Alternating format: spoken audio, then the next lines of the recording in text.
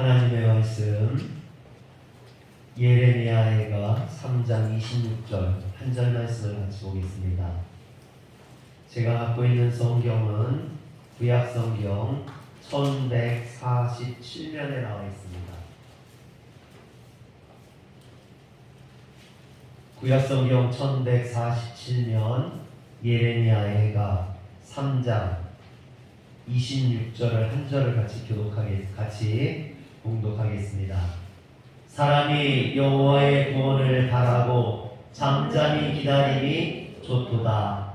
아멘. 할렐루야. 오늘도 하나님 앞에 나와 예배드리는 모든 성도들에게 하나님의 은혜와 축복이 가득하게 임하길 주의 이름으로 축원합니다. 지난주부터 절기상으로 강림절이 시작되었습니다. 이 강림절은 주연절이라고도 하고 또 대림절이라고도 합니다.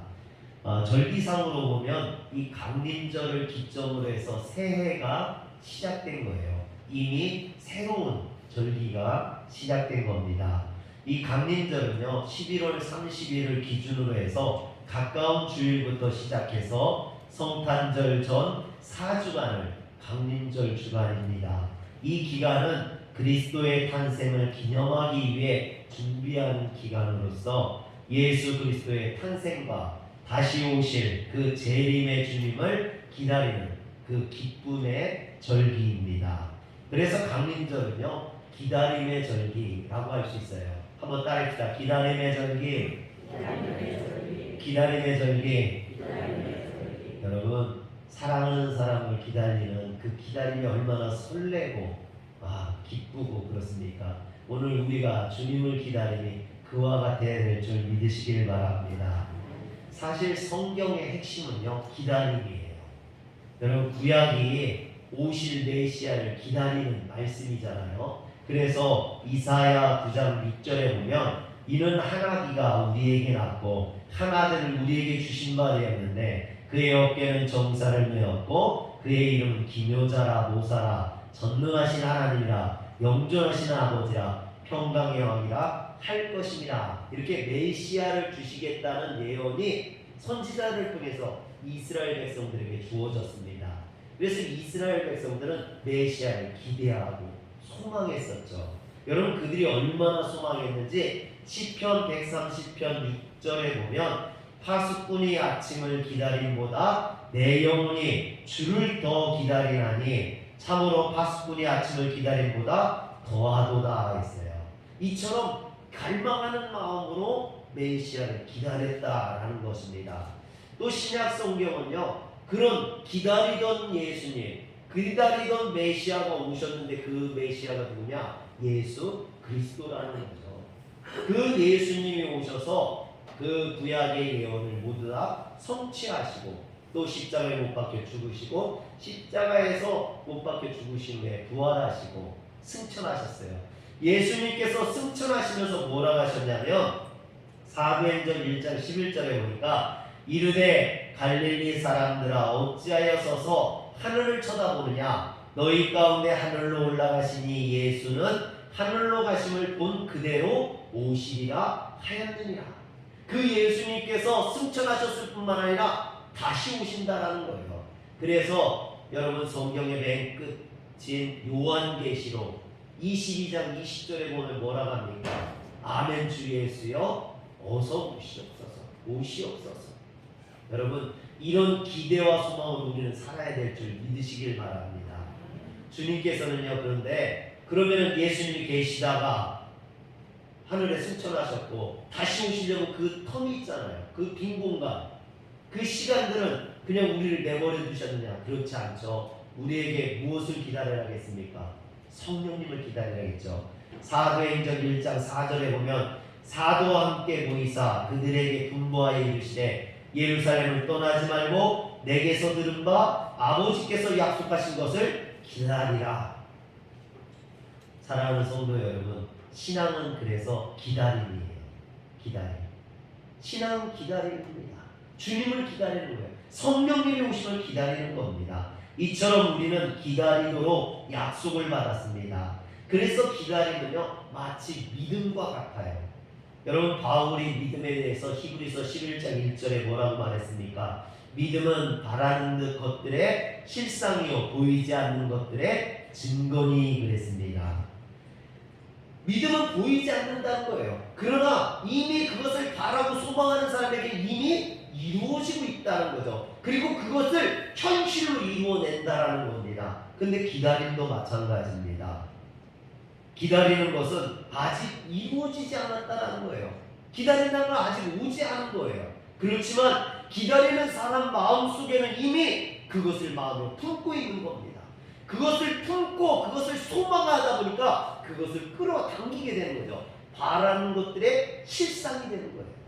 그래서 그 바라고 기다리는 것들이 현실로 이루어지게 되는 거죠. 기다림에는 그런 실상을 이루는 믿음의 능력이 있는 줄 믿으시길 바랍니다. 그런데 기다림은 무력한 시간을 견뎌내는 인내가 필요해요. 기다리기 위해서는 인내가 필요하다는 거죠. 누가복음 2장 36절에서 37절에 보면 오랫동안 성전을 떠나지 아니하고 기도하며 메시아를 기다리던 안나 선지자에 대한 이야기가 나옵니다. 그는 결혼한 후에 7해 만에 남편을 잃고 과부가 되었어요. 근데 과부가 되어서 84세가 되도록 여러분 성전을 떠나지 아니하고 주야로 금식하며 기도함으로 메시아를 기다렸습니다. 여러분 결혼한 지 7해 만에 남편이 죽고 평생을 메시아를 기다린 거예요. 평생을. 그런데 그가 그렇게 기다렸던 그가 드디어 주님을 만나게 됩니다. 정결 예식을 위해 성전에 들어온 요셉과 마리아 부부와 아기 예수님을 드디어 만나게 되는 거예요. 결혼하고 나서 7해 만에 남편이 죽고 그때서부터 기다렸던 메시아를 84세가 되었을 때 비로소 만나게 되는 거죠. 여러분 그가 주님을 만나고 얼마나 기뻤던지 하나님의 약속의 말씀을 붙들고 인내하며 기도했던 이 안나 선지자가 하나님 앞에 감사하며 찬양을 합니다. 이 아기가 예수 그리스도가 바로 메시아임을 선포하게 됩니다. 이때 안나 선지자는 구약에서 약속한 그 메시아를 보내주신 것을 믿었던 것이죠. 사랑하는 성도 여러분, 안나 선지자가 기다렸던 것처럼 오늘 우리가 이 강림절에 다시 오실 주님을 기다려야 될 줄, 소망하고 기다려야 될 줄 믿으시길 바랍니다.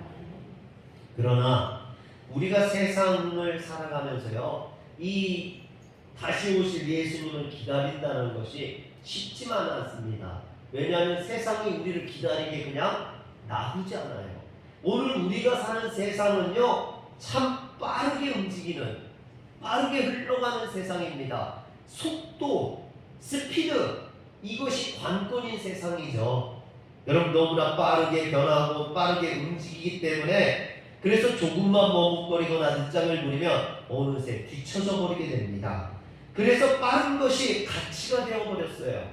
여러분 새마을호보다 더 빠른 KTX가 나오고 그래서 KTX가 더 비싸지 않습니까?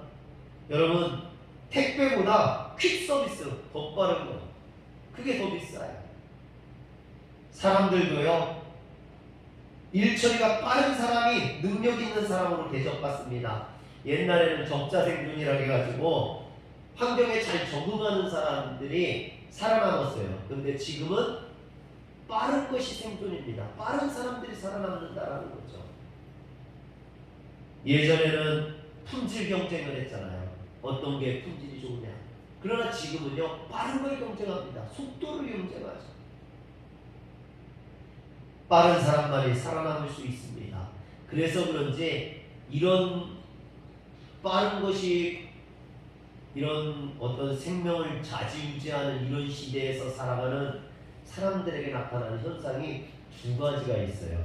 어떤 현상이 나타나요? 첫째가 조급함입니다. 조급함. 워낙 세상이 빠른 것을 원하고 빠르게 흘러가다 보니까 나도 모르게 서두르게 되고 그것에 맞추다 보니 마음이 조급해지는 겁니다. 또 하나는요, 이런 빠른 세상 속에서 살다 보니까 사람들이 불안감을 느낀다라는 거죠.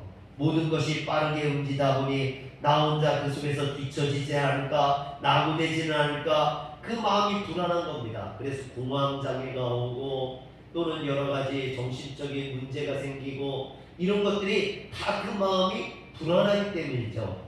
그래서 성도들도 성경의 핵심인 기다림을 잃어버렸습니다. 불안감에 기다리지 못하고 조급함에 하나님을 소망하지 않고 내 힘으로 일을 해결하려는, 인간적인 방법으로 일을 해결하려는 그런 생각이 들기 시작했다라는 거죠. 그런데 여러분, 성경 속에도 그런 인물이 나와요. 사무엘상 13장에 보면 이스라엘의 첫 번째 왕인 사울이 하나님께 버림받게 되는 그 결정적인 실책이 바로 이런 실수에서 나온다는 거죠. 여러분, 블레셋이 이스라엘을 공격해 왔습니다. 근데 그 수가 얼마나 많은지 성경에 보니까 병거가 3만이요 마병이 6,000명이요 백성은 해변에 모래와 같이 많았다 했습니다. 이것을 본 이스라엘 백성들이 두려운 거예요. 무서운 겁니다. 숨고 도망가는 겁니다. 사무엘이 7일을 기다리라 그랬어요. 근데 약속한 7일이 다 되어가도록 사무엘 선지자가 나타나지 않는 겁니다. 불안감과 조급함에 시달리던 이 사울이 사무엘을 끝까지 기다리지 못하고 제사장만이 드릴 수 있는 번제를 자기가 스스로 드리게 됩니다. 그런데 안타깝게 그가 번제를 드리고 나자마자 사무엘이 도착합니다. 그래서 사무엘이 사울을 추궁하죠. 왜 끝까지 기다리지 못하고 네가 번제를 드렸느냐? 여러분, 그러자 사울이 두 가지 핑계를 댑니다. 첫째는 백성들이 흩어졌기 때문에 그렇다. 두 번째는 블레셋이 쳐들어올 것 같아서 마음이 불안해서 그렇다. 여러분, 이게 뭡니까? 조급함과 불안함입니다. 오늘 사랑하는 성도 여러분, 여러분들의 마음속에 조급함이 있습니까? 불안함이 있습니까? 오늘 사울과 같이 여러분들의 마음이 불안하십니까? 여러분, 하나님의 약속을 믿으십시오. 주님의 말씀을 붙드시길 바랍니다. 내가 하나님의 말씀을 붙들지 아니하고 내 뜻대로 움직이면, 인간적인 방법을 쓰려가면 하나님이 역사할 수 없습니다. 그래서 기다림에 실패하고 신앙에 실패하는 사람들이 너무나 많이 있습니다. 스위스의 신학자 오스카 쿨만이 이런 말을 합니다. 구속사를 설명하면서 성경적으로 볼 때 역사는 직선적이고 그 직선적인 역사는 하나님의 약속과 성취라는 구조를 가진다는 거예요. 여러분, 이 직선적인 역사 속에서 하나님의 약속이 주어집니다. 그리고 그 약속이 어느 순간에 이루어지게 된다는 거죠. 성취되게 된다는 겁니다. 이런 사고를 가지고 성경을 한번 보세요. 그러면 성경의 구속사를 깨닫게 된다는 것이죠. 사랑하는 성도 여러분, 실제로 성경 속에는 이런 구속사의 거대한 흐름이 들어있습니다. 한 가지 예를 들어보면요, 하나님께서 아브라함을 택하시고 약속하셨습니다. 하나님이 아브라함에게 두 가지를 약속하시죠. 첫째는 너에게 자녀를 주겠다. 그래서 네 자손이 하늘의 별처럼 땅의 모래알처럼 많아질 것이다. 두 번째는 무슨 약속을 주십니까? 너에게 땅을 주겠다. 네가 거하는 이 땅, 가나안 땅을 내가 네 자손에게 주겠다. 하나님께서 아브라함에게 약속하신 거예요. 그런데 아브라함이 100살에 이삭을 낳았습니다. 그리고 이삭이 야곱을 낳고 야곱이 또 12아들을 낳고, 그렇게 해서 많은 민족, 하늘의 별처럼 땅의 모래알처럼 많아지기까지 얼마나 걸렸느냐? 500년이 걸렸어요. 모세 때에 대해서야 그들이 한 민족이 되었다 그랬습니다. 여러분, 500년이 걸렸어요. 약속이 주어진 지. 그리고 그들이 가나안 땅을 정복하기까지 여러분 또 얼마나 걸렸냐? 500년이 걸렸어요. 다윗 왕 때에 가서야 가나안 땅을 온전히 정복해서 통일 왕국을 이루게 됩니다. 아브람 때서부터 생각해보면요, 아브람 때 하나님께서 자녀의 축복과 그리고 땅의 축복을 주시고 약 1000년이 지나서 그 약속이 온전히 이루어졌다는 거예요. 할렐루야. 하나님의 말씀이 주어지고 오랜 시간 동안 그 약속이 성취됩니다. 이렇게 볼 때 이스라엘 백성들이 하나님의 구원의 역사를 이루는 과정에서 해야 될 분명한 것은요, 약속의 말씀을 붙들고 기다리는 거라는 거예요. 때로는 그것이 7년이 될 수도 있고 70년이 될 수도 있고 아브라함처럼 1000년이 될 수도 있습니다. 그러나 중요한 것은 반드시 이루어진다는 거예요. 할렐루야. 여러분, 하나님의 약속을 붙드시고 우리는 기다려야 됩니다. 이런 의미에서 기다림은 신앙생활에 있어서 가장 중요한 요소라고 할 수 있습니다. 오늘 우리도 마찬가지입니다. 우리가 하나님께 간절한 마음으로 기도를 했다면 믿음으로 그 답을 기다려야 되겠죠. 그 응답이 주어졌다고 다 된 게 아니죠. 그 응답이 주어지고 그것이 이루어지기까지 또 기다려야 됩니다. 그러나 기다림은 결코 쉬운 일이 아닙니다. 우리 마음속에서 일어난 이런 조급함이나 불안함을 이겨낼 수 있어야만 합니다. 그러나 대부분의 사람들이요, 기다리지 못해요. 나는 기다렸는데 왜 안 돼요?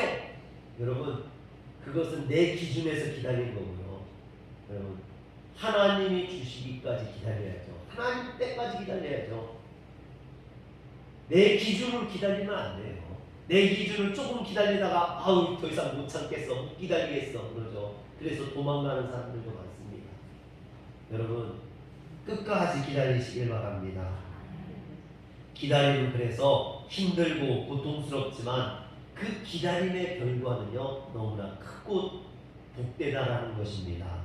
끝까지 기다리며 인내한 사람은 복되고 귀한 결실을 거두는 줄 믿으시길 바랍니다. 그래서 기다림의 미학이라고 해요.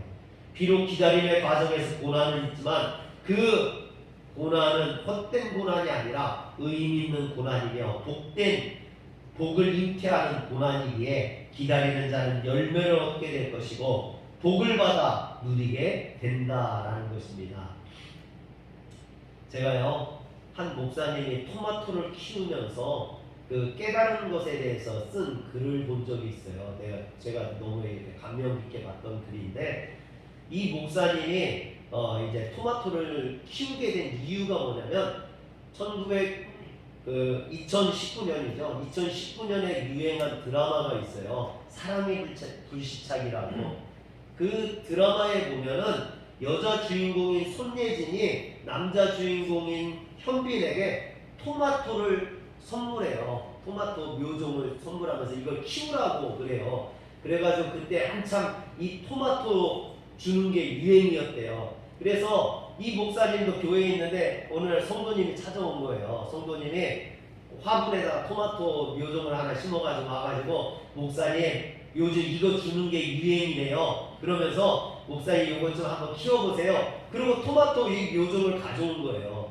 그 성도님이 가고 이 목사님이 책상 위에다, 서재 책상 위에다 그걸 올려놓고 이제 근심을 하기 시작하는 거죠. 나는 농사도 한 번도 안 쪄봤는데, 얘를 한 번도 키워본 적이 없는데 이 토마토 묘종을 가져왔으니 이걸 버릴 수도 없고, 또 이거 죽이면은 이거 준 사람 성도가 상처받을까봐 죽일 수도 없고, 그래가지고 내가 이걸 과연 잘 키울 수 있을까? 이게 또 잘 커서 열매를 맺을 수 있을까? 이 근심과 걱정이 되는 겁니다.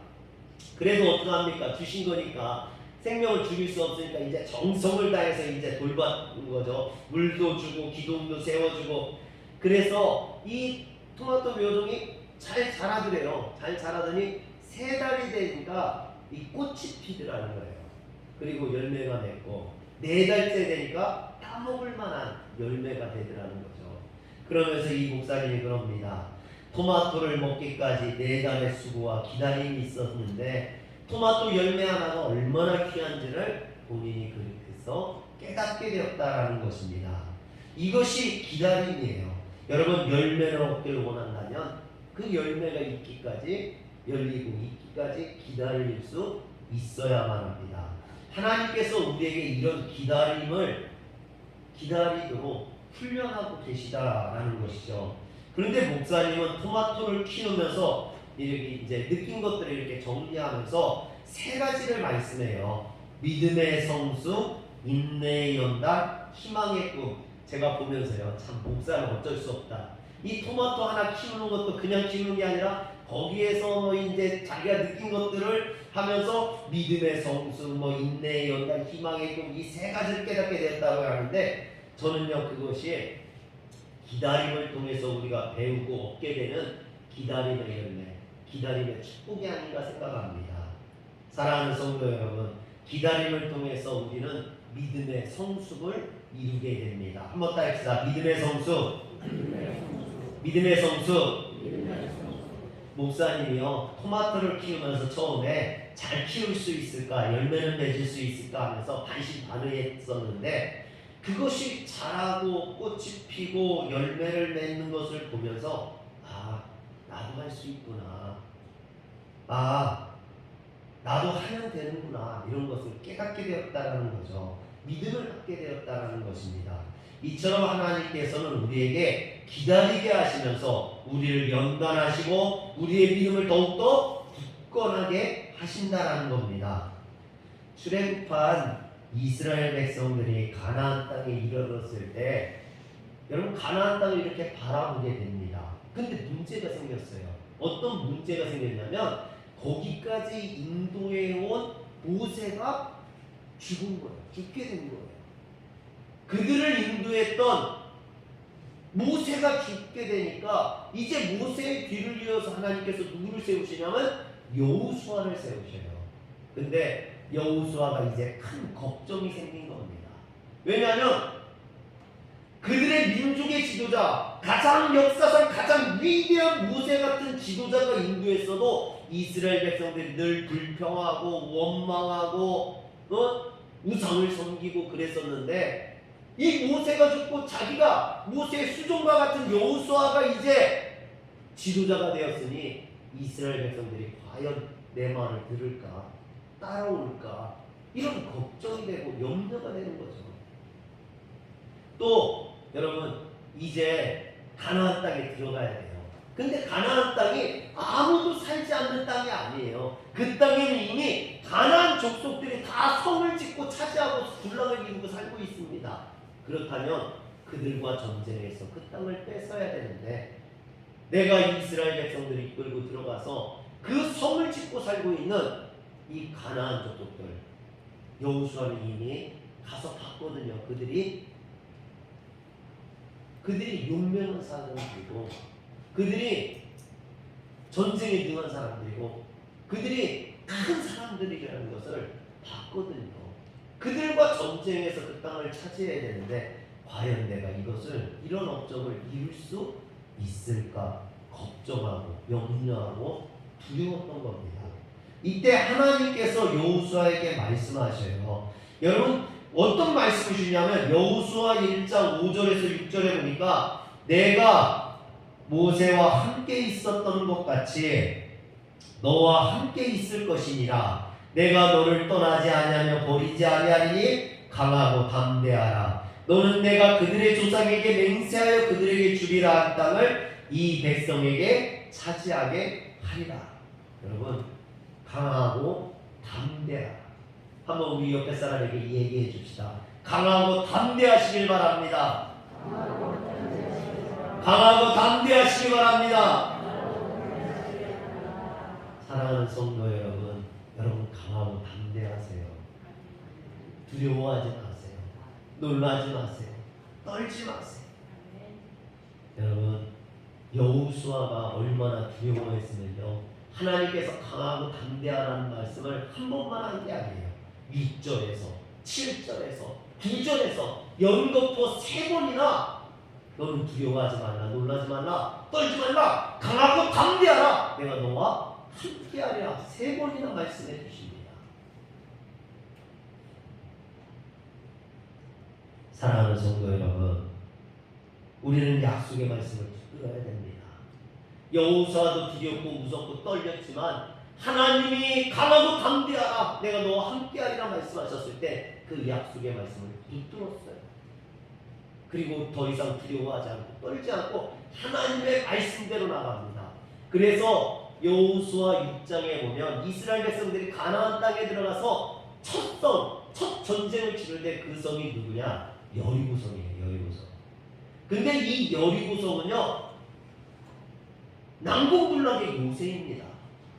이 성이 얼마나 높고 두터운지 성을 함부로 점령할 수가 없어요. 그런데 하나님께서 기가 막힌 명령을 하십니다. 뭐라고 명령하시냐면요, 엿새 동안 하루에 한 바퀴씩 이 여리고성을 돌라는 거예요. 그리고 7일째는요, 그 여리고성을 7바퀴를 돌래요. 그리고 나팔을 불고 소리를 지르면 여리고성이 무너진다는 거예요. 여러분, 이게 말이 됩니까? 총을 쏘고 대포를 쏴도 안 무너지는 성이 어떻게 소리를 지른다고, 그걸 돈다고 그 성이 무너질 수 있습니까? 말도 안 되는 얘기죠. 요즘 이런 말을 하면요, 아마 사람들이 다 도망갈 거예요. 뭔 소리야 이게, 도대체 믿을 수가 없어. 여러분, 그럴 거예요. 근데 이스라엘 백성들은요, 광야 40년 동안 하나님의 약속을, 말씀을 순종하는 훈련을 받았어요. 광야 40년 동안 그 훈련을 받은 거예요. 어떤 말씀이 주어지든 그 말씀에 순종하는. 그래서 그들이 순종합니다. 여호수아가 하나님의 말씀을 들었잖아요. 강하고 담대하다. 여러분, 여호수아 이스라엘 백성들이 그 말씀에 순종합니다. 그래서 하루에 한 바퀴씩 6일 동안 돌고, 7일째 7바퀴를 돌고, 제사장들이 나팔을 불고 이스라엘 백성들이 소리를 지르니까 여리고성이 무너진 줄 믿으시길 바랍니다. 할렐루야. 여러분, 너무나 말도 안 되는 이야기죠. 여러분, 이걸 어떻게 인간의 이성으로, 상식으로 이해할 수 있습니까? 그러나 인간은 할 수 없어요. 그러나 하나님은 하실 수 있는 줄 믿으시길 바랍니다. 전능하신 하나님, 능력의 하나님, 거룩하신 그 하나님은 하실 수 있습니다. 여러분, 6일 동안 돌지 않아도, 7일째 7바퀴를 돌지 않아도 그냥 하루에 소리만 질러도 무너뜨리게 하실 수 있다는 거예요. 하나님은 충분히 그러실 수 있는 능력이 있습니다. 그럼에도 불구하고 왜 이스라엘 백성들에게 6일 동안 돌라고 했을까요? 7일째는 7바퀴를 돌라고 했을까요? 이것은요, 그들에게 믿음의 훈련을 하는 겁니다. 그들이 하나님의 말씀에 순종하는 것을 하나님께서는 훈련하고 있는 거예요. 여러분, 이스라엘 백성들이 돌면서 무슨 생각을 했을까요? 도대체 이걸 왜 도는 거야? 이렇게 한다고 성이 무너져? 여러분, 분명히 그런 불평과 원망하는 사람들도 있었겠죠. 그렇지만 하나님이 명령하셨기 때문에, 하나님이 말씀하셨기 때문에 우리는 그것에 순종한다는 거예요. 그 순종이 여리고성을 무너뜨린 거예요. 여러분, 성을 돌았다고 무너진 게 아니에요. 하나님 말씀에 순종한 것이 성을 무너뜨린 줄 믿으시길 바랍니다. 그래서 기다림의 시간은요, 연단의 시간인 거예요. 사랑하는 성도 여러분, 이처럼 하나님의 말씀, 하나님께서는 우리에게 말씀을 약속하시고 기다리게 하십니다. 그러나 기다리는 동안 그냥 내버려 두시는 것이 아니라 그 기다림의 과정을 통해서 우리의 믿음을 연단하시는 겁니다. 두 번째는요, 목사님이 토마토를 키우면서 배운 것은 인내의 연단이라고 말합니다. 토마토 열매를 기다리며 4달을 참고 기다렸다는 거죠. 열매를 얻기까지. 사랑하는 성도 여러분, 열매를 원하신다면 기다리는 연단을 거쳐야 됩니다. 그냥 주어지는 게 아닌 거예요. 갑자기 뚝 떨어지는 게 아니라는 거죠. 연단하고 기다리는 시간이 꼭 필요하다는 겁니다. 어떤 성도님 한 분이 목사님에게 와서 기념을 늘어놓대요. 목사님, 제가요 주식을 하는데, 주식을 하다가요 팔으면 그게 올라요. 제가요 땅을 가지고 있었는데 땅이 하도 안 올라가지고 그것을 팔았더니요, 이번에 그 땅이 대박이 났어요. 목사님, 제가요 다니던 회사가 어려워서 힘들어서 이번에 이직을 했어요. 옮겼는데요. 아, 글쎄 그 전에 회사가요 이번에 사업에 성공해가지고요 이번에 큰 이득을 얻었어요. 아, 목사님, 참 나는 복도 없죠. 왜 내가 하는 일마다 그러죠? 여러분, 뭐가 문제일까요? 이 사람 복이 없어서일까요? 아니에요. 기다리지 못해서 그래요. 참지 못해서 그래요. 여러분, 참고 기다리고 인내하는 사람만이 열매를 거둘 수 있다는 거예요. 기다리지 못하면 열매를 얻을 수 없어요. 아무리 어려워도 힘들어도 그것을 통과하는 사람만이 여러분 열매를 거둘 수 있습니다. 힘들다고 도망가잖아요. 그 사람은요 끝내 열매를 거두지 못해요. 교회도 마찬가지입니다. 어렵고 힘들 때 도망가는 사람들은요 참 성도가 아니에요. 아무리 어렵고 힘들어도 그것을 지키고 이겨내는 사람만이 그 성도가 그 교회에 참 열매를 거둘 수 있는 성도가 되는 거죠. 창세기 28장에 보면 야곱이라는 인물이 나와요. 이 야곱은요 참 욕심이 많은 사람이에요. 이 야곱이 성경에 보면 얼마나 욕심이 많은지 형의 장자권을 탐냈어요. 쌍둥이잖아요. 태어날 때 형한테 힘으로 밀려서 에서한테 힘으로 밀려서 동생으로 태어난 게 억울한 사람이에요. 그래서 그 형의 장자의 명분을 어떻게든 갖고 싶었어요. 그 형이 배고플 때 팥죽 한 그릇에 그 장자의 명분을 사게 됩니다. 그리고 그 아버지가 눈이 어두워서 이제 노년이 되었을 때 에서를 축복해 주려고 했더니 에서 대신에 이 야곱이 에서 분장을 하고 들어가서 아버지의 축복을 가로챕니다. 그럼 얼마나 욕심이 많은지 그는 지고는 못 사는 거죠. 그런데 그 결과가 어땠어요? 사랑하는 그 어머니와 떨어지게 되고 집에서 야간 도주를 하게 되잖아요. 형이 에서가 죽이려고 하면 더 이상 살 수가 없어서 외삼촌 라반이 있는 하란으로 떠나가게 됩니다.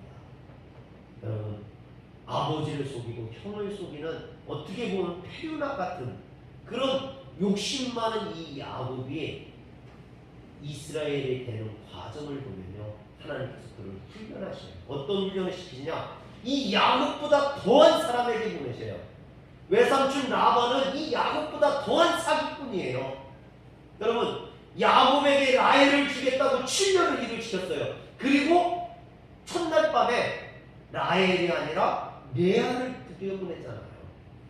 그리고 라헬을 위해서 또다시 7년을 일하라고 합니다. 여러분, 이 야곱이 또 7년을 기다려요. 그 재산을 축적하는 과정에서도요 풀싹을 계산하는데요 이 라반이 야곱을요 10번이나 속입니다. 10번이나. 여러분, 하란에서 야곱이 20년을 있으면서요 매일 라반에게 속고 또 속고 속고 또 속고 그러면서 이 야곱은요 하나님의 기다림의 훈련을 받게 돼요. 그리고 야곱이 이스라엘이 되는 역사가 일어나는 거예요. 야곱이 누굽니까? 사기꾼, 도둑놈, 뒤꿈치 이런 이름을 가졌던 야곱이 이스라엘이라는 하나님과 싸워 이겼다는 하나님의 백성이라는 이 이름을 얻게 되는 거예요. 거기에는 기다림의 훈련, 기다림의 인내가 있었다는 거죠. 사랑하는 성도 여러분, 이처럼 기다림의 어떤 약속의 과정 속에서 철저하게 인내의 훈련을 거친 사람만이 하나님의 백성이 되는 줄 믿으시길 바랍니다. 인내하며 기다린 자만이 하나님의 백성이 될 수 있다는 건 이건 중요한 문제인 거예요. 오늘 힘들다고 조금만 어렵다고 도망가 버리는 사람들은요 결코 이런 하나님의 백성이 될 수 없습니다. 참고 이겨내는 자만이 견딜 수 있는 줄 믿으시길 바랍니다. 마지막으로 희망의 꿈입니다. 목사님이 토마토를 키우면서 어떤 소망을 갖게 되냐면 열매, 내가 키우는 이 토마토에서 열매를 거두고 싶다라는 이런 소망을 갖게 되는 거예요. 여러분, 기다림에는 열매가 따라오게 됩니다. 이처럼 우리는 기다림의 시간을 통해서 열매를 상상하며 희망하고 소망하게 되죠. 스페인어로 기다린다라는 동사가요, 에스페라인데 이 말에는 희망하다라는 뜻도 있대요. 기다리다라는 것은 희망하다와 같다라는 거예요. 여러분, 기다리는 것은 희망하는 거예요. 성경에 보면 하나님께서 우리에게 약속의 말씀, 메시아에 대한 말씀을 주시죠. 그런데 그 말씀이 이스라엘 백성들에게는 곧 소망이요 희망이었어요. 오늘 우리에게도 마찬가지입니다. 주님이 다시 오실 거라는 그 말씀은요, 우리에게는 소망이에요. 우리에게 희망입니다. 여러분, 코로나로 그 어느 때보다 어렵고 힘든 시절을 보내고 있는 우리에게 주님의 재림은 희망이요 곧 소망인 줄 믿으시길 바랍니다. 또 그것이 축복이죠. 사랑하는 성도 여러분, 강림절이 시작됐어요. 예수 그리스도의 오심을 기다리는 그 강림절입니다. 주님의 다시 오심을 오늘 우리가 이 절기 동안 기다리시길 바랍니다. 이처럼 주님을 기다리며 믿음의 성수, 인내의 연단, 그리고 희망의 꿈과 같은 신앙의 열매를 여러분들이 맺으시길 바랍니다. 오늘 말씀해 보니까 사람이 여호와의 구원을 바라고 잠잠히 기다리니 좋도다 했습니다. 이처럼 기다리는 자들은 성탄의 기쁨에 참여하게 될 것입니다. 또 주님이 오시는 날 그 구원의 잔치에 참여하게 될 줄 믿으시길 바랍니다. 기도하겠습니다. 전능하신 하나님, 오늘 우리가 성탄을 기다리며 주님 앞에 나와 예배합니다. 아무리 시대가 어렵고 힘들다 할지라도 우리의 믿음이 흔들리지 아니하게 하시고 넘어지지 않게 하시고 도망가지 않게 하시고 오직 주님만을 바라보며 이기게 하여 주시옵소서. 인내하며 기다리는 자들, 조급함과 불안감을 이겨내는 자들, 곧 믿음으로 승리하는 자들에게는 주님이 주시는 축복의 열매를 거두게 될 줄 믿사옵나니 오늘 우리가 주님의 잔치에 성탄의 기쁨에 참여하게 하여 주시옵소서. 우리 주 예수님의 이름으로 기도합니다. 아멘.